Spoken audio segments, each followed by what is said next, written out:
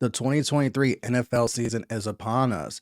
And you know how fans are getting excited this time of year, declaring that their team is going to the Super Bowl, their team is going to the playoffs.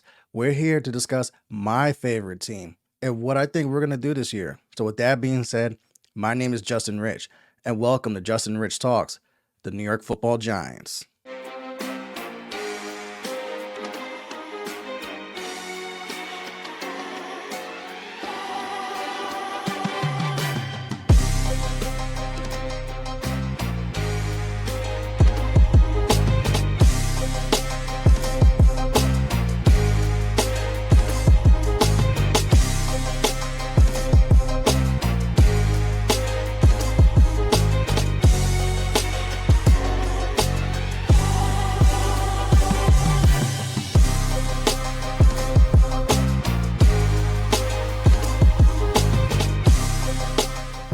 Welcome back to the channel. I am pumped and excited to talk and look in depth into the 2023 New York Giants. I am excited as a fan. Last year caught us off guard. When I was looking at last season, going into last season, it was more like, I didn't know what to expect from this Giants team. You got a new coach in Brian Dable, you got a new GM, you kind of like a lot of similar players from last season, but it's more like, we don't know what we were going to get out of that, whether it was going to be a surprisingly really good season or a surprisingly really bad season.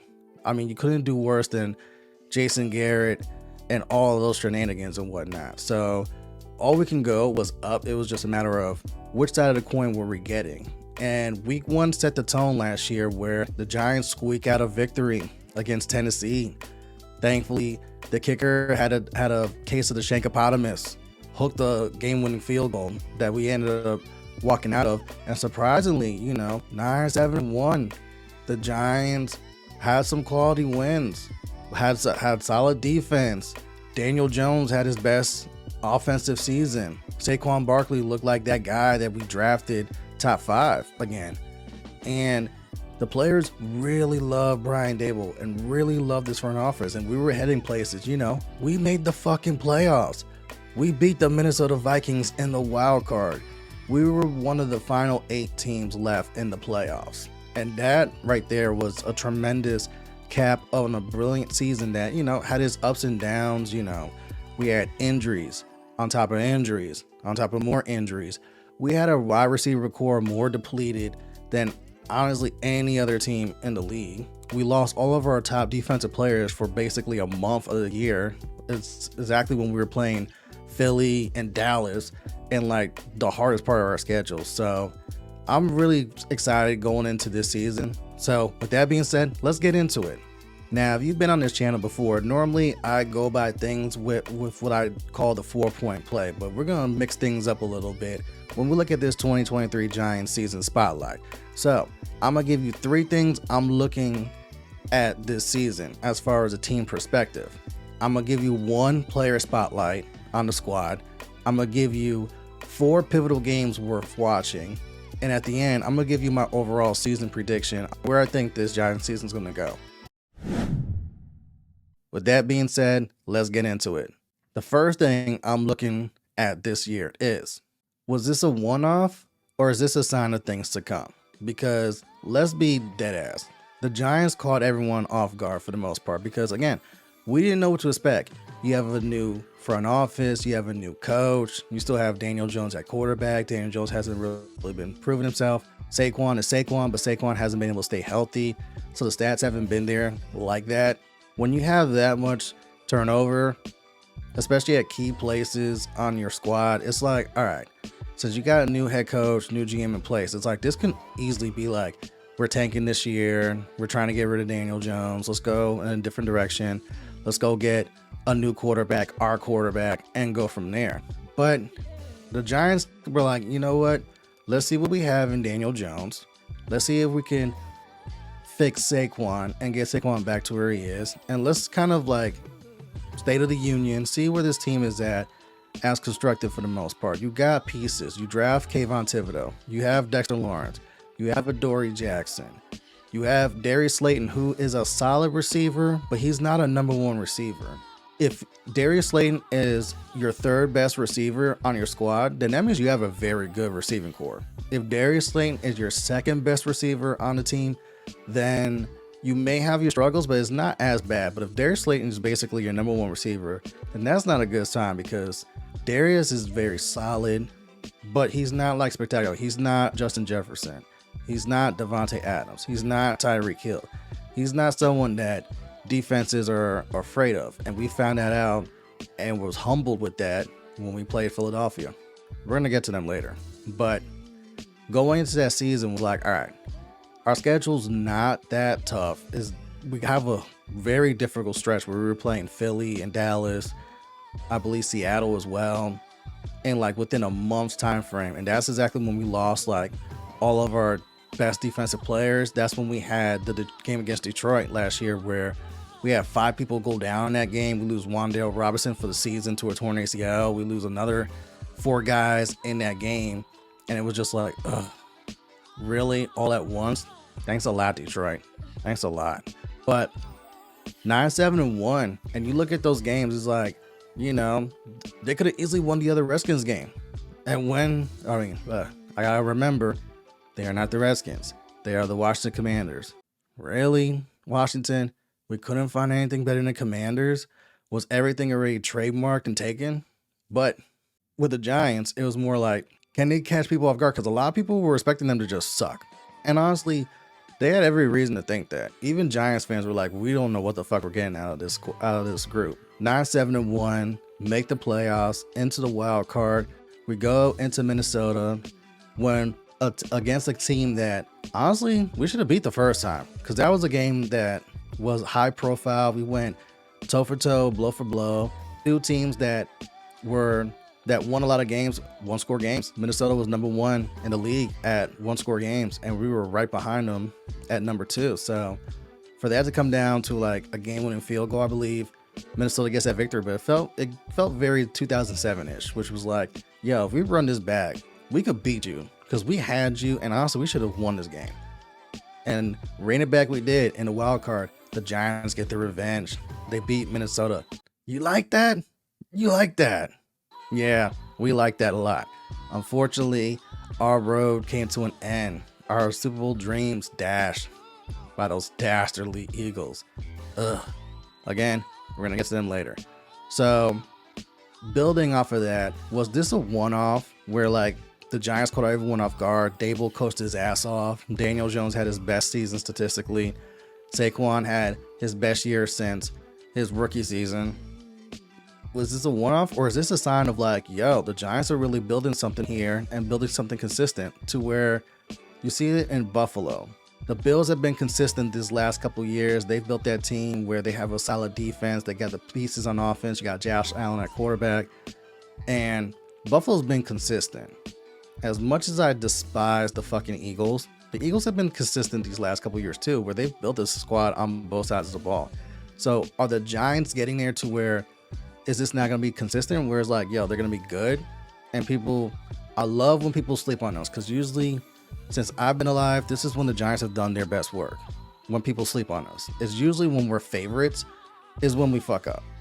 But when people are counting us out, no, the Giants are going to suck. No, the Giants can't get it done. No, the Cowboys have owned them. No, Philly has their number. This is usually when the Giants do their best work. I mean, I should know. I've seen us win Super Bowls with this underdog mentality. Again, is this a one-off or a sign of things to come? That's the first thing I'm looking forward to this year. The second thing I'm looking forward to this season is, can we get some explosive plays on both sides of the ball? This was an area that the Giants were kind of middle of the pack or struggled with at times during the season last year, where they weren't a team that wasn't going to beat you deep offensively. They didn't have the playmakers to be like, yo, let's throw an 80-yard bomb. It usually was Saquon on long runs. Otherwise, it was very vanilla on offense. But then at the same time, it's like you had to keep it basic, because, again, they got to evaluate this team. What do you have in Daniel Jones? Well, we know Daniel Jones is turnover prone. But at the same time, Daniel Jones has probably played behind one of the worst offensive lines in the NFL the last couple of years. And that's not even hyperbole. Like last year, Our best lineman breaks his leg during the Washington game. And it was just like, yeah, when Daniel's not running for his life, of course he's going to turn the ball over. I mean, look at like all your other quarterbacks where Dak Prescott's playing behind a great offensive line. Jalen Hurts is playing behind a great offensive line. Patrick Mahomes is playing on a great offensive line. Daniel Jones was not. So that was a cause of some of his turnovers on top of a lot of receivers batting the balls up in the air to where it easily gets picked, where it's like Daniel's hitting him in the hands, hitting him where he needs to hit him, and the receivers are just muffing it and just throwing it in the air for someone to pick him off. I'm looking at you, Kadarius Toney. But he's not the only culprit. You know, there's a lot of times where things like that were happening on the season that wasn't going good. So you had to keep this offense vanilla in 2022 for Daniel Jones. Keep it very basic. And obviously, Daniel responded. Again, interceptions went way down. Fumbles went way down. Offensive line wasn't the best, but it wasn't the worst either. And then on defense, they were solid, but not spectacular. They gave up a lot of yards, but when our defense was healthy, they weren't conceding a lot of points. There was one point during the 2022 season, our defense was top 5 in scoring defense, where we weren't giving up. Like 20 was like the magic number. And while we're speaking on numbers, let's look at what I mean by explosive plays. So this is what I'm talking about with lack of explosive plays. So the Giants last year were 1.0 takeaways per game, which is 26 in the NFL. So you're like in the bottom tier of like forcing takeaways on defense. The defense only had 6 picks last year, which is tied for last. And then on offense, they averaged 21.5 points a game, which is right around the middle, but it actually was very accurate because 20 was really the magic number for the Giants, to where the Giants struggled to score points. They knew who they were. They weren't an explosive team. They weren't going to be a team that can throw up 40 points on you at any given point. They didn't have the explosive playmakers on offense. They were we got to have things fall in our direction. We got to execute the offense. We can't turn the ball over. Daniel needs to be solid. Saquon needs to be solid. Between our receivers and tight ends, we got to make enough plays to where we can get 20 to 23 points a game. And when our defense was healthy, again, they were bend, don't break. They're going to concede yards. They're going to concede first downs. But when it comes to the green zone, they weren't really giving up points and getting up a lot of touchdowns when they were healthy. Now, unfortunately, when the key guys got injured, Adoree went down, our starting safety went down, Xavier McKinney, Kayvon was in and out for a bit. Then that defense was kind of like, yo, the Levy broke and we didn't have the depth. So when we played Philly, we got trounced. When we played Seattle, we couldn't get key stops. When we played Dallas, we couldn't get key stops. And that was the issue with the Giants, was also a lack of depth. It's like, yeah, they had decent starters, solid starters. But then once those guys got injured and you had to bring in the backups, it was like, we are picking on this person. Now that he's in this game, oh, hell yeah, go at him. So 20 to 23 was the Giants' comfort zone. If we could hold teams to 20 or less points per game, normally the Giants won those games. But 23 was like the cutoff point because the Giants struggled to score points. So if a team put up 24 or more points, like Detroit did, like Philly did, the Giants were losing those games. I could have told you that flat out. We were losing those games 10 times out of 10 because we didn't have the offense to go touchdown for touchdown. We weren't built like that. So with the lack of explosive plays going into this season, that's something we need to address because it was like we kept it very basic and vanilla on offense. Our defense wasn't very opportunistic. We forced a decent amount of fumbles, but we didn't recover enough fumbles. We didn't really pick the ball off last year. We dropped more interceptions than we actually held on to. 6 could have easily been 14 interceptions, 20 interceptions if you count the ones that we dropped. But, we ain't catch them, so they don't count. And that's something that I'm looking for with that. We need those explosive plays because you look at a lot of these Super Bowl winning teams or Super Bowl caliber teams, they have playmakers on both sides of the ball. Diggs on Dallas alone can get 6 interceptions by himself. But you're saying as a team, we can only get 6 interceptions? Nah, that's got to change. That's got to change, man, because you got to force turnovers. And that was something that the Giants were very solid at turnover margin. But the problem was, again, we didn't force a lot of turnovers. So then now you're asking Daniel Jones to be perfect in the pocket. You're asking Saquon, no fumbles. You're asking your receivers, yo, hold on to that ball, 2 hands and whatnot. And that's a hard ask for a group that's Sterling Shepard has an injury, lost for the year.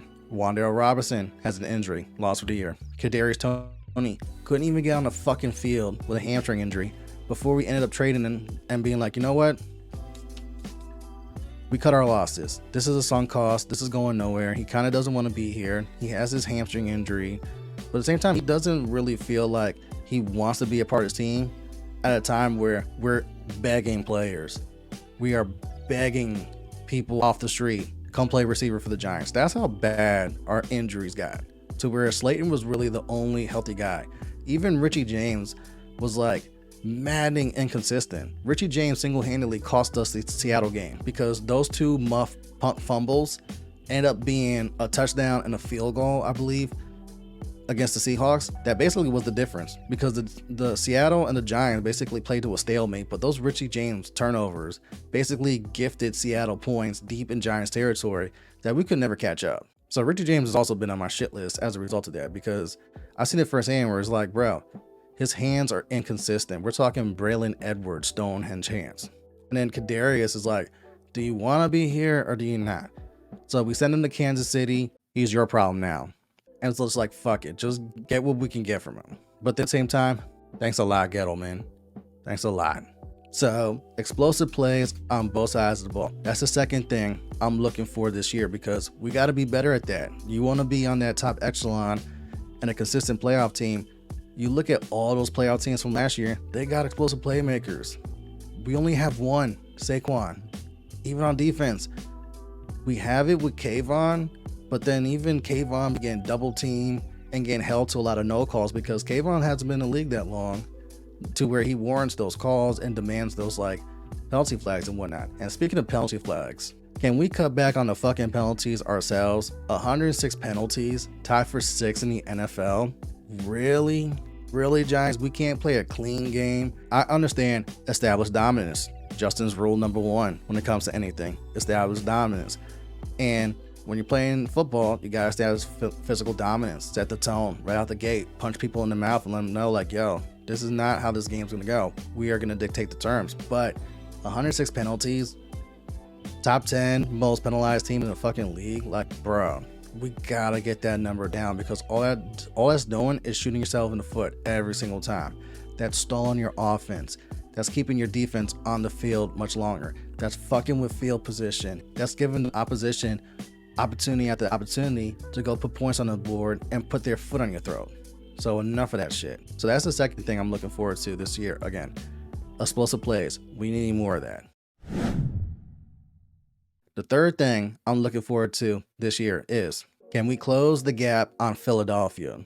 I mean, let's be honest. Let's be dead ass here. The Philadelphia Eagles spanked our asses in 2022, and it wasn't relatively close.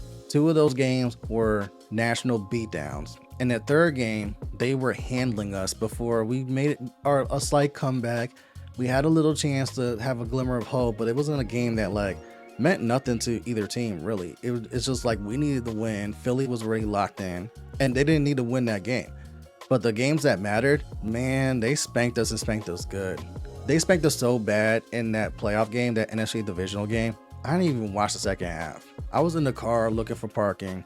Shout out to Krista, shout out to Brian, shout out to Britt. I was like, bro, I'd rather do anything else than watch the second half of the game, because it was just brutal. And there was nothing that, again, the 2022 New York Giants, they were who they were. They were not an explosive playmaking team on offense or defense. They didn't score points in bunches. They didn't have that capability of putting up points like that. And then you have a bunch of their receivers that are on IR, to where our best receiver going into those playoffs was a guy that we took off the waiver wire. Shout out to Buffalo for letting him go, by the way. So our best receiver was a fucking waiver wire claiming. Our second best receiver, again, Darius Slayton. I like you. I respect you. But if the Eagles weren't really threatened by him, that told you everything you need to know about, oh, this ain't gonna go good. Because the Giants lacked a playmaker that can go deep and break a defense off the top. You know what I'm saying? Like send a receiver on a go route, Daniel's gonna bomb it 60 yards plus. Like, we rarely saw Daniel throw the ball past 30 yards all year. Maybe once, maybe twice a game he would try, but it's more like they were rarities. And usually 80% of the times they weren't getting completed. If they were getting completed, it was by one man. Darius Slayton, because that's all we had until we got Isaiah off waivers. But again, if Darius is your guy, then that's not a good sign. So that allowed Philly to basically compact the defensive side and be like, all right, cool. We're going to play it to where it's 25 yards, have our safeties play right at the 25-yard marker. We're going to pack 8 in the box. We're taking away running lanes for Saquon and Daniel Jones. We are triple daring Daniel to throw this ball tight and accurate, because Philly was also very opportunistic on defense, where they forced a lot of turnovers. They were also, I believe, the #1 team when it came to sacks. So it was like, either we're going to get home with these sacks or we're going to force you to make a mistake. And you're asking Daniel Jones with a subpar receiving core, especially when a lot of them are coming off the fucking streets, to be like, we need you to play perfect, mistake-free football. And on defense, you got to slow that juggernaut that is the Philadelphia Eagles offense, because they were just rolling people. I know this because I had Jalen Hurts in fantasy on one of my big league money teams. Firsthand, it's like, nah, Jalen Hurts was the truth. He's one of the top 3 quarterbacks in the league last year. AJ Brown, Devontae Smith, those are playmakers that can blow a defense over the top and just they can score points in bunches. They also had a very deep running back group. Miles Sanders, Scott, and the other 2 guys, plus Jalen could just tuck and run himself. And they had a very good offensive line. So Philly was one of those teams that's like, blink and we could throw up 28 in a quarter. And the Giants were like, yeah, blink and we're not putting up 28 at all. It just wasn't happening. So, Dallas also swept us too, but Philly really spanked us and really sent a statement that's like, all right, New York Giants, you want to be Super Bowl contenders again. You want to hold that Lombardi trophy again. You want to win your 5th Super Bowl. You got to get through Philly at some point. Philly is the dominant team in the NFC East. Philly is arguably the dominant team in the NFC period. I know San Francisco's got a lot to say about that, but Philly is kind of like the class of the NFC. Your Super Bowl runners up. Second place, bitch. Second place. Almost doesn't count, Eagles fans. But that's all the joking I can do with Eagles fans, because they can come back and be like, bro, we beat you 3 times last year and they weren't really close. And as a Giants fan, all we can do is go, you did. And it sucked. It sucked. Trust me. I heard a lot of shit that night for the NFC divisional round from my friends who are Eagles fans. They were letting me fucking have it all night. All I can do is just go,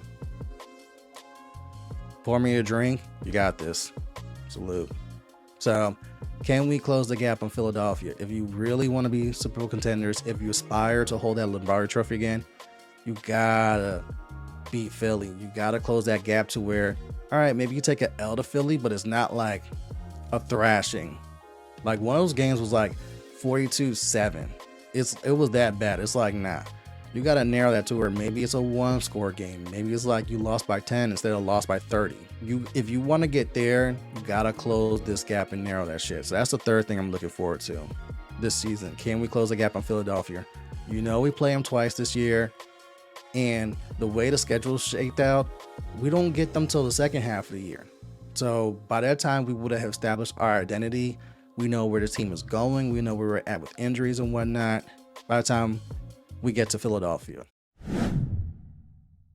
Now, let's talk about one player I am going to spotlight and who I'm looking at all year on this Giants team. I'm putting our beloved rookie Jalen Hyatt under the microscope this year. He will be the one player I'm keeping an eye on all year. Our 3rd round pick that we drafted, and he gives me a lot of Victor Cruz vibes, where it's like he's very talented. He definitely has the speed to break a defense, especially over the top. Like I said, the one thing we lacked on this team last year was explosive plays. Guess who can actually go deep and beat someone for like a 60-yard bomb? Jalen Hyatt. And he's someone that you see in preseason where it's like he's getting separation. He's hitting the route trees very great. He's getting deep. He's getting open. And that's something that I want to see this year, because that's what you really did not have at all. That was a key element that was missing on the Giants team that everyone else had. Everyone else had a deep threat. Miami has your Tyreek Hill. Philly has both AJ Brown, Devontae Smith. Dallas has CeeDee Lamb. Going down the list, Seattle has DK Metcalf. The Giants didn't have that guy. So now with Jalen, it's like, all right, we need you to basically be our game changer. the one that can break plays. Kadarius was supposed to be that guy and showed flashes when he decided to be on the field. You know, some of that was injury, but a lot of it was also like Kadarius didn't kind of want to be on the Giants. But when he did, he kind of flashed some ability of like, oh shit, maybe he could be like a little game changer. That's what we kind of need out of Jalen Hyatt. Now, that's a hard ask out of a rookie, especially, you know, who has no NFL experience going into week 1. But with Slayton still on the squad, Sterling Shepard coming back from injury, with Wan'Dale Robinson coming back from injury, this receiving core is going to be healthier and better. Just on paper, just by having them healthy, they'll be better than what they were last year because they weren't healthy. Kadarius Toney no longer on the Giants. Richie James no longer on the Giants. So this receiving core is going to be better, and Jalen can ease into it. So I look at him more like I did with Victor Cruz, where it's like Victor Cruz went undrafted. The Giants got him. He had that hamstring injury in preseason, missed a year. And then when he came back that next year, he lit the world on fucking fire. But no one really knew what we had with him except for us and Jets fans, because that was that preseason game where he torched the Jets single-handedly, but then messed up his hamstring, I think, at the end of that game, to where I believe that was during the Rex Ryan year, where he's like, yo, who the fuck is that guy? Like, yo, that guy was killing us. So Jalen Hyatt gives me Victor Cruz vibes, but more like Jalen Hyatt has speed.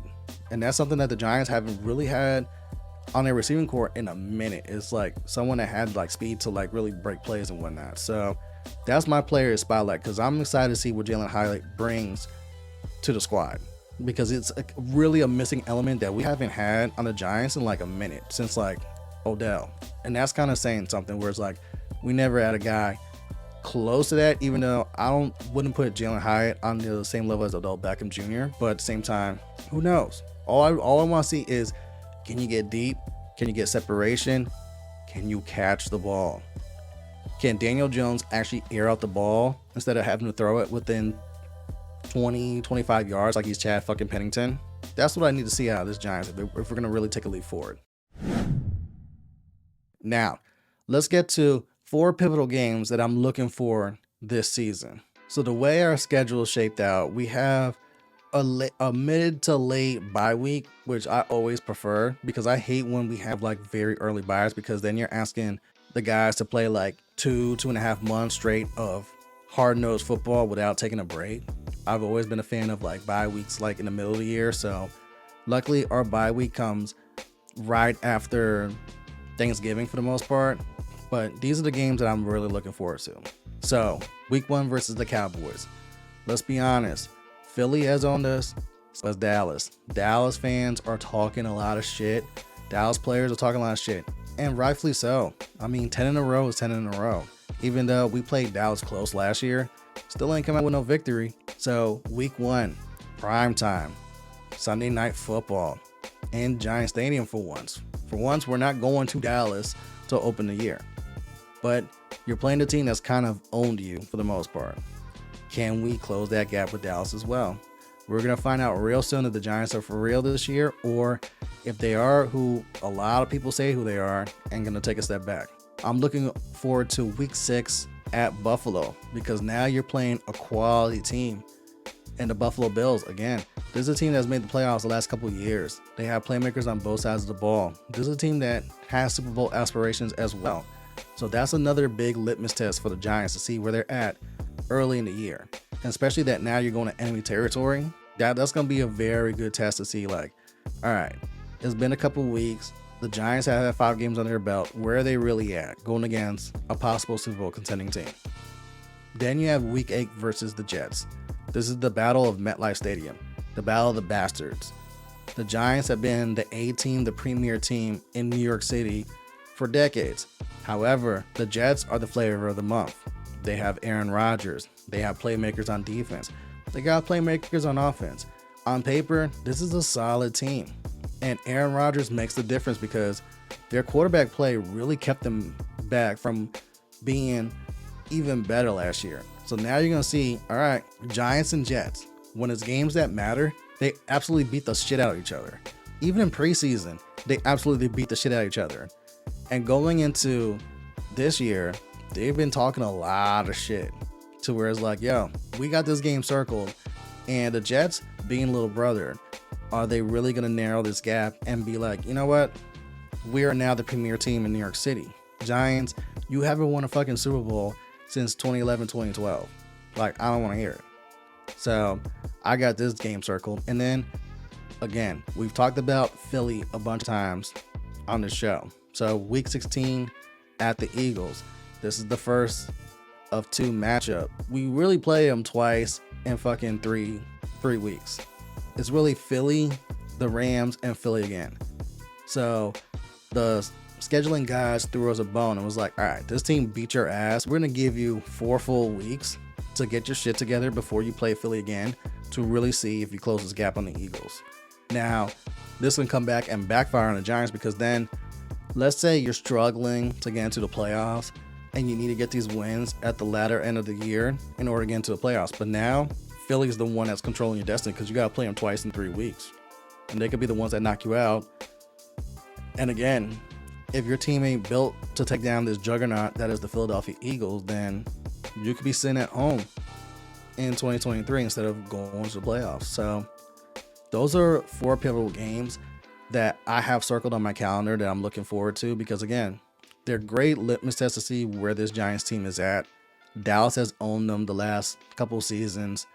Buffalo is a Super Bowl contending team with Super Bowl aspirations. The Jets, this is the battle of New York. The Jets are better. They have Aaron Rodgers. They're going to get a lot of talk this year. So we're going to really see who owns New York. And then Philly. This is going to be the first matchup with Philly where it's like you have 4 full months to really have your act in order or this ain't going to end well. So that's the 4 things I'm looking forward to this year. Let's get to my season prediction because I've seen a lot of pundits. I've read the articles. I've heard a lot of people talking about it. A lot of people are expecting the Giants to take a step back this year. But guess what? I'm not. I actually expect the Giants to go 10-7 this year. Now, basically, it's flipping that tie that they got with Washington in their first meeting into a win. But I'm basically expecting the same thing out of this, 10-7. And here's why I'm zagging on a lot of people. Number one, the Giants weren't really healthy at all last year. Again, we were begging people to come off the street and play wide receiver. We had to trade Kadarius Toney, who could not stay healthy. And from what I've read and heard, wasn't the model citizen outside the field either, as far as like locker room stuff and whatnot.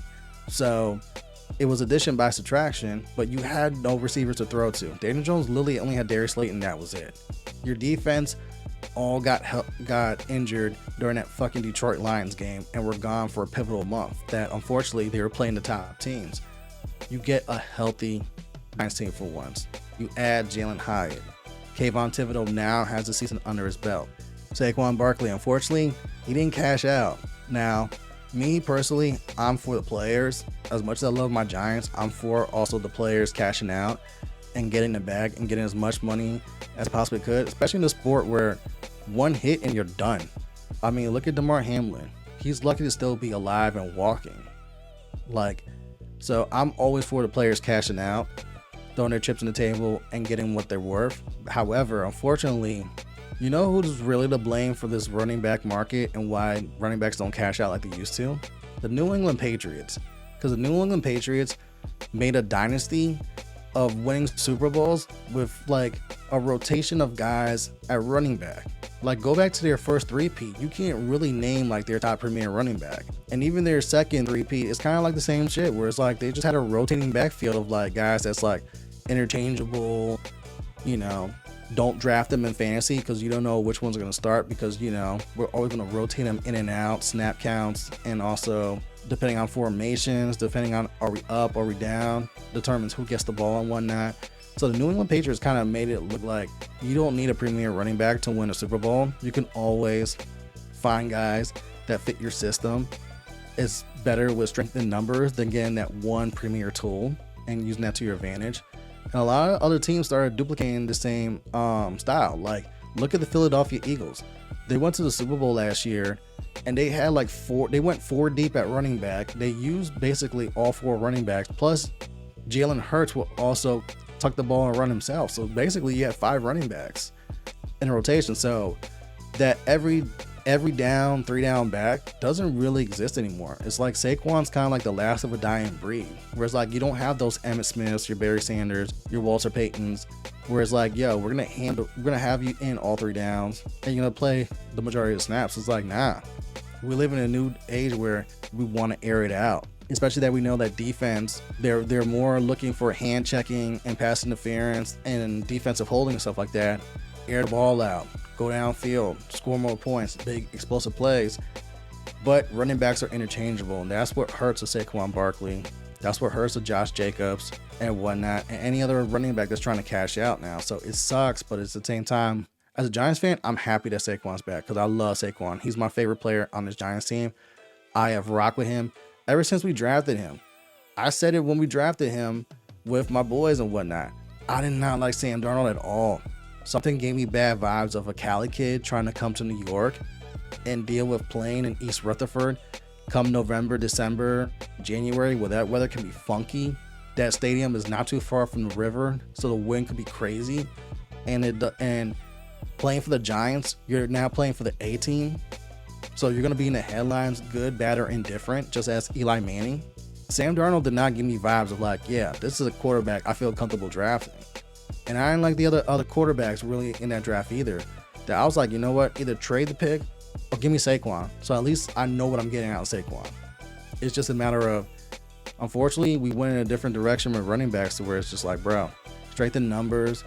Y'all are interchangeable. Y'all could be easily replaced. Like Kansas City won the fucking Super Bowl.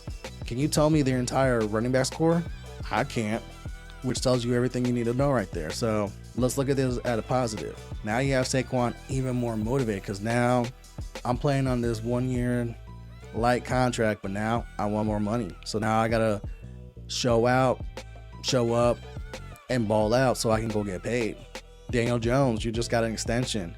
A nice, solid contract. Before, people were bitching about 4 years, 160 mil, and then you're seeing what Joe Burrow, Patrick Mahomes, and all of them are getting, and it's like, yo, this kind of feels like Julius Randle and the Knicks, where Daniel Jones kind of took a big contract on a discount compared to what we could have paid him and what a lot of these other quarterbacks are getting paid right now. But Daniel Jones, you got this nice fat extension. Prove it. Was last year one-off, or is this a sign of things to come of? You finally figured it out. Let's be honest. We've been down this road with Eli Manning before too, where we draft Eli Manning. Eli Manning had his stumbles and fumbles. We didn't know if we needed to cut bait from Eli either. Go back to 2007, where we were just as unsure with Tom Coughlin. We were very unsure about Eli Manning, if we can actually do anything with them. And 2007 ended up being a year where Coughlin and Eli put it together, and we got a Super Bowl out of that. But again, it took Eli a couple years, and Eli showed flashes here and there, but he also was inconsistent. So Daniel Jones, there's your roadmap of maybe you starting to figure this out. And it helps that no one believes in you outside of the Giants. Like if you take a tally of a lot of your experts and pundits, different fan bases on like rank the quarterbacks, the starting NFL quarterbacks from 1 to 32. Daniel Jones is going to really be on the bottom half on a lot of people's lists, which is a little bit disrespectful seeing that, he had his best statistical year last year. He didn't turn the ball over. He was just as much of a threat throwing the ball as he was running it. But again, a lot of people feel that they're basically like Jay-Z. We don't believe you. You need more people. And they just don't see it for Daniel Jones. So that's not a bad thing, because then that allows you to just float on the radar and just fucking do what you need to do. Because the flip side of that coin is Dak Prescott. Because Dak Prescott, everyone loves Dak. Cowboys fans defend Dak. They'll back it up with stats. But then, honestly, have you looked at Dak Prescott's numbers? Have you looked at the times that he's choked in key games? Is he really a top 10 quarterback? I know Dallas fans are going to defend him to death, but people think Dak is almost on the same level as Mahomes. And it's like, really, dude? I've had him in fantasy, so I know Dak highs are highs, but his lows are very low. And there's no like middle ground like, yo, Dak was just all right. He was solid. It's really like boom or bust with Dak. But then there's big bust potential and whatnot, but he attracts a lot of attention because he plays for the Dallas Cowboys. The Dallas Cowboys attract attention wherever they go. They are the media darlings of the NFL. is basically the starting pitcher on the fucking Yankees. You know what I'm saying? You're gonna get the attention regardless. So while Dak's gotta deal with that attention, even though he could be really a mediocre quarterback, Daniel Jones gets to fucking slide on the radar and just handle business. And again, this is how I like what my Giants operating. Under the table, quiet, everyone else get all the attention and the glory, throw all the attention on the Eagles, the Cowboys, the 49ers, even the Seahawks are getting a lot of love and buzz. The Detroit Lions are getting a lot of love and buzz. Let the Giants float on the radar. 10-7 is not outside the realm. You look at their schedule, a lot of this is winnable games. You don't get the Eagles until the last 3 games of the year. You're playing the Arizona Cardinals and LA Rams. Those should be wins. And then you look at the rest of the NFC, it's like, all right, you got the Eagles, you got the Cowboys. We don't know what we're getting out of Washington. Detroit should be good, but it's also Detroit. You can take that with a grain of salt. When was the last time the Detroit Lions made the playoffs? When was the last time the Detroit Lions won a playoff game? Don't worry, I'll wait. Someone has to win the NFC South. Do you really trust the Saints, the Bucks, the Panthers, the Falcons? Really? Because I don't. That's my I don't believe you. You need more people. Which leaves the NFC West. And the NFC West is really your 49ers, your Seahawks. I don't know what I'm getting out of LA, but I honestly think the Giants are better than them. And Arizona's another one. I think the Giants are better than them. It just comes down to Giants and Commanders. And the Commanders, new ownership. You still have Ron Rivera. You have some playmakers on offense. Defense is solid. You still playing that shitty ass FedEx Field. And it's also, when was the last time you guys made the playoffs and really made moves like that? So Washington's really I gotta see it to believe it. And then when you think of there's 7 playoff spots in the NFC, how did the Giants not snag one of those? Now, honestly, when you think of the NFC North, it's not just Detroit. Green Bay, solid squad. Minnesota won a fuckload of one-score games last year. We don't know what we're getting out of them either. So 10-7 sounds about right, because basically you're duplicating what you did last year. You're gonna have a healthier team. Jalen Hyatt's gonna help you on offense to break plays down the field, to throw the ball down the field more often. A healthy Saquon, you know what you're getting out of Saquon. A healthy Daniel Jones. You can duplicate these same numbers that he did last year, because he really wasn't asked to throw the ball downfield. They kept them very basic, and now you're asking him to extend past that. But I think he's at a point where he can do that now. And on defense, you have Kayvon Thibodeau, Dexter Lawrence. You got a little bit better on your D line. You brought in linebackers. You traded for Isaiah Simmons. Thank you, Arizona. So you have Isaiah Simmons on a 1-year contract where he has to prove it himself if he's trying to stick on the Giants or get a big contract or go somewhere else. You return a secondary that was solid but not spectacular, but Adoree Jackson, you knew what you got out of Adoree. He was basically your number 1 corner, and that defense, when healthy, they didn't concede a lot of points. They kept people 20 or less, which is very solid in today's NFL season. So 10-7 is where I have the Giants. I have them going back to the playoffs. I just look the opposite way and go, bro, we didn't even talk about Darren Waller. We went this long. We went 40 plus minutes and not even talking about Darren Waller, who, I get it, is already questionable with an injury, but that's another huge playmaker the Giants add on their offense that wasn't at their disposal last year. Our tight ends were solid, not spectacular. Darren Waller, not really your typical tight end. He's more like a receiving tight end, but he gives another dimension that Daniel Jones didn't have at his disposal since he's been here.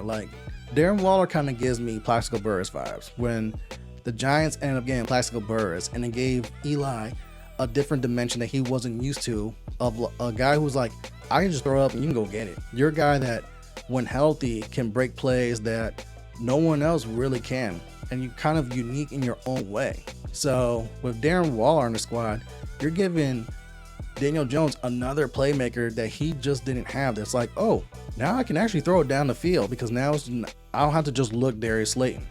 Now I have Jalen Hyatt on the other side.